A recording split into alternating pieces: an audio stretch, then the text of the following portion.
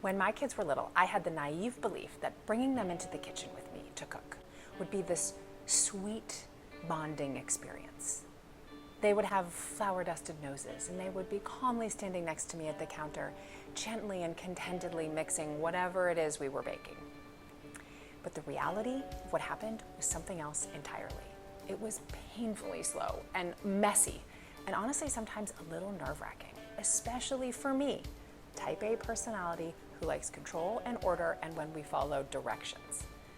But of course, I knew that if I wanted my kids to grow up to be confident and feel confident and comfortable being in the kitchen, I had to let them start young. And more importantly than that, I had to figure out how I could be comfortable with that, how I could be comfortable with the mess and how slow it took. And no matter what that process ended up looking like, to have confidence that I was doing the right thing. And so today I want to share 10 simple, fun skills that you can start teaching your toddler or young child today. First, hand washing. Before we even think about cooking, of course, the very first lesson in the kitchen is hand washing. It's one of the most important things that we can teach our kids often. And I don't just mean a quick rinse under the faucet, getting the dirt off. I mean really getting in there and scrubbing so we have clean hands before we start cooking. So in case it's been a while since you've done this, get your hands wet, add soap, kids love bubbles, and scrub for 20 seconds. This is the ABCs or happy birthday twice through. Rinse and dry on a clean towel.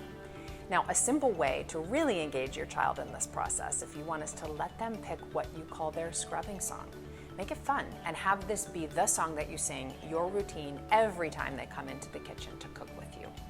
Okay, skill number 2, pouring and stirring. What could be more exciting to a toddler than getting to pour and stir a bunch of things in the kitchen? And yes, it will be messy, be prepared. But this is where they can really start learning and practicing with their coordination and to feel like they're actually helping to do something. So how do you specifically or actually give them practice with this? Give them a small measuring cup and let them pour dry ingredients, maybe ones that you measure like flour or sugar, into the bowl when you're mixing.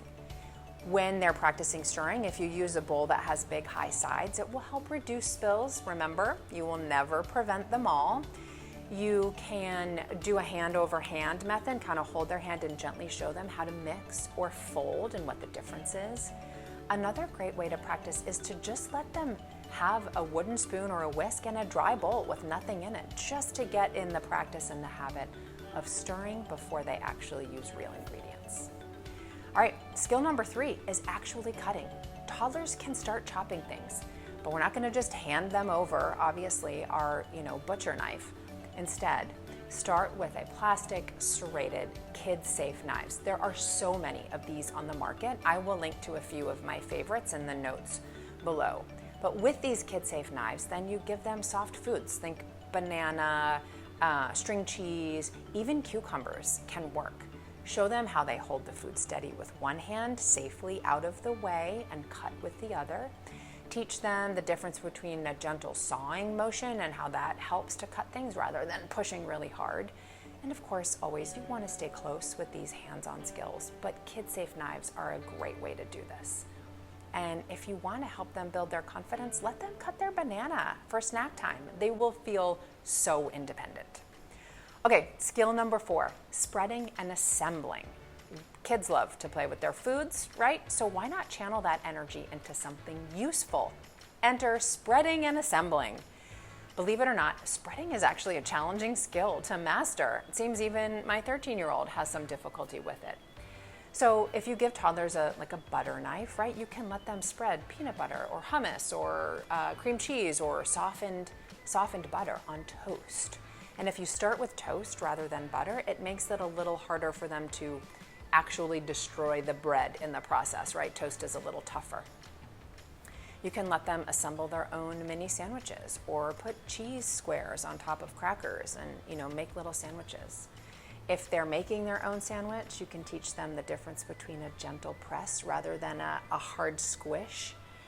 Close it softly is a really useful phrase for toddlers when they're learning to fold bread especially. Look, spreading and assembling is a great way to get them involved in making their own snacks because it gives them practice with fine motor development. They feel independent and like they're contributing, and there's a tiny little bit less work for you. Okay, skill number 5, tearing.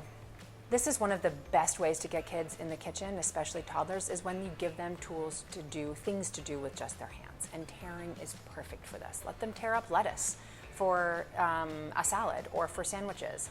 Have them peel a banana or peel an orange once you've started it. If you have slightly older toddlers, you can give them a safe vegetable peeler where they can do this with practice. I found with my own kids, the salad spinner was the perfect beginning tool because they loved pushing on it and they just couldn't really make a mess. If you need a pile of fresh herbs for a recipe of something, give those to toddlers and let them peel all those little leaves off of the stem or tear those into pieces. Great project. All right, number 6, measuring and counting. I mean, cooking is basically a math lesson, hands-on math lesson, and kids like to count, and like we said earlier, to pour. So bring them into the kitchen and let them do this. Count out scoops of flour or teaspoons of sugar in a recipe with you.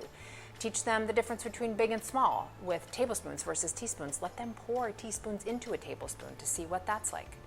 Show them how to level off a measuring cup when you're using dry ingredients, or count with you as you're weighing them on a scale.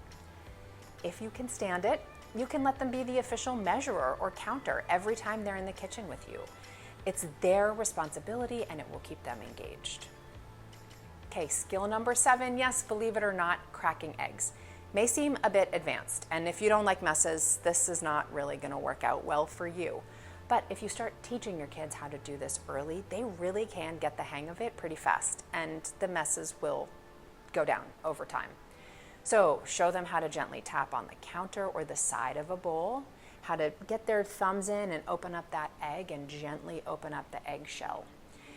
Something I learned, took me a little while to learn, and it was a great once I did, is to crack those eggs into a bowl first in case there's a rogue eggshell. And trust me, there will be rogue eggshells in the beginning, but letting your kids practice like this builds their confidence and their coordination. And what a great skill. Skill number 8, sprinkling and garnishing. Plating or finishing a meal is another great way to get toddlers involved and really let them be a part of that final touch. Sprinkling cheese or herbs or pinches of salt, they can see how a meal comes together. So let them sprinkle the shredded cheese onto pizza or pasta, or with your help, grate cheese and see what that process is like.